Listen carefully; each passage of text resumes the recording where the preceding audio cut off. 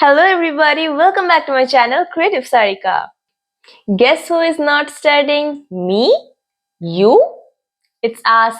Exam is inching closer and I'm not able to study. I thought that like me, others, my viewers, are also not able to study, maybe. So I came up with this video. I researched on this, like the mistakes we do usually while studying. So without any further delay, let's start today's video.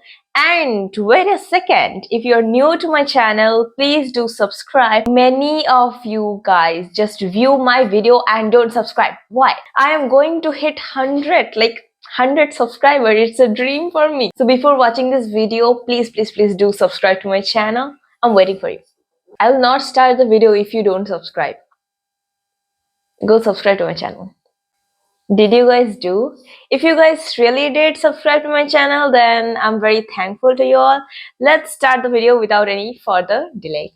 So today's video gonna be short, but it's very important for students. So students, if you're watching, please do watch the full video. 8 mistakes that is killing our progress. So the first one is studying without a plan. I have seen many students say that, oh, I don't really make plans to study, I just wake up in the morning and sit with a book and start reading. But technically it's wrong, because whenever because this is just an excuse, like you're liking to study this subject and you are picking up and start to study like it's the easiest. Most of the people picks up the easiest subject and start reading in the morning or whenever they're sitting to study. This is how the hard subjects are being neglected. So instead you can make a to-do list or task list. I'm not talking about the usual to-do list, but you can actually make one. Like you can recognize the hard subjects that you find difficult to study, and the easy subject that you can do it anytime, like it's very easy for you. So you can just take 2 or 3 of the hard subject and 3 or 4 of the easy subject, combine them and make a task list that today I will do this, and stick this in front of your table or wherever you study. Or you can also write in the whiteboard. That's what I do. You should always make a plan during studying. Whenever you are studying, you should know that whatever you are studying, whatever you are going to study, and that's how you can set the slots of your studies. Like I have 4 subjects, so I need 4 slots of my study. So today I will study for 8 hours. That's how you can make slots and complete your task. So this is why making plan is really very important. Coming to the next point, that is multitasking. You guys can't lie. I know everybody does multitasking. It is really very wrong. Like you are studying and simultaneously you are watching your phone, watching Instagram or listening to music while studying. Yeah, you can listen to lo-fi songs, but you can't listen to vibe songs that make you do like this. Okay, you can't listen to that. You should focus on one thing at a time. Whenever you are studying, keep your phone in the cupboard and sit with your book and copy only. No one around, okay? Only focus on one thing. Complete your study slot, and after that you can take your phone out, take your break, enjoy your time, and then again back to your work. And that's how you can focus on one thing. Research shows that multitasking reduces 40% of your efficiency. It's too much, so it's better to focus on one thing. Number 3 is passive learning. I know most of you face this problem, that whenever you read something, you just only read it, and after when you try to recall, you forget. Why does this happen? Because you're just reading it, in your passive mind, not in your active mind. It's not going in your long-term memory. So what should you do? The solution is you can make flow charts, or point out, jot down the things that you learned from that are the main thing to be noted, to be highlighted. So take it out and write it somewhere in your notebook, and that's how whenever you try to recall it, you just open that page and read those points. So this will help you to recall the whole concept very easily. So either make a flow chart or take small points, make small points. Or one thing you can do is Teach your friend. Teaching your friend a topic is really very, efficient work, because you're recalling whatever you have studied. So kidnap one of your friend, make him sit in front of you and teach him those chapters which are hard for you to recall, and that's how you can revise your work, and as well as your dumb friend will also learn it. Number 4, that is not taking Pomodoro method. That means sometimes we focus for a long time and we start to burn out. So how to reduce that? How to stop being burning out? What you can do is you can use Pomodoro method. Pomodoro method means what you can do is make a study slot of 1 hour and then take a break of 10 minutes. Then 1 hour, then take a break of 10 minutes. That's called the Pomodoro method actually. So you are focusing for 1 hour and then you are taking rest, so your brain is getting rest and your neurons can calm down that time. So this will help to reduce the tendency of being burnout. In this 10-minute break, please don't watch your phone, or else this 10-minute will convert into 50-60 minutes.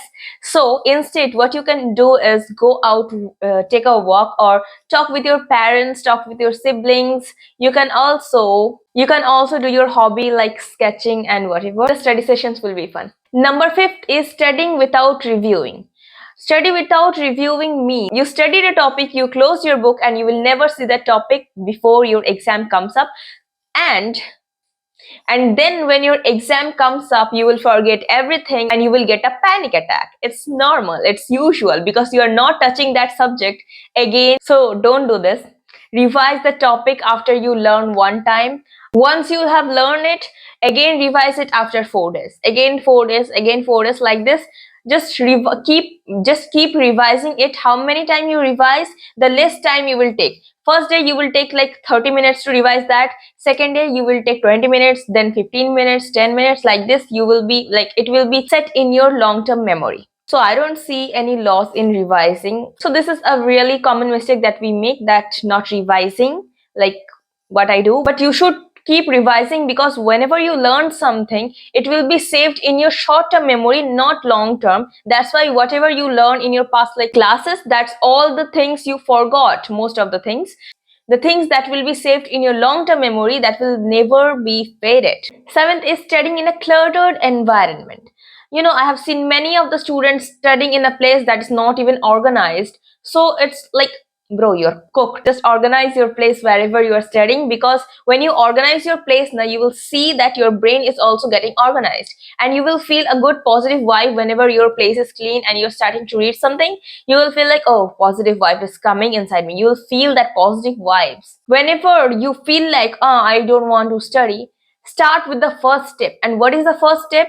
Clean your environment, clean your study desk or the room, and sit with a book. So whenever you will sit with a book, you will feel like, let's start it anyway. So yeah, that's how you will start reading the book eventually. Don't study in a cluttered area, because you will feel more demotivated, or negative energies will come to you. Don't. Seventh is ignoring important topics. So please don't ignore any important topics if you are preparing for like competitive exam, because each and every point is really very important, because whatever you are studying, it will be included in your career. It's involved in your career. So whenever the topic comes and you ignore, in future situation comes like this, and like, oh, sorry, I didn't study that. So don't do this mistake. And especially don't waste your time on useless topics, those topics you feel like it will not. Useless topics, I mean those topics which are not very important. Now how will you know that it's not very important?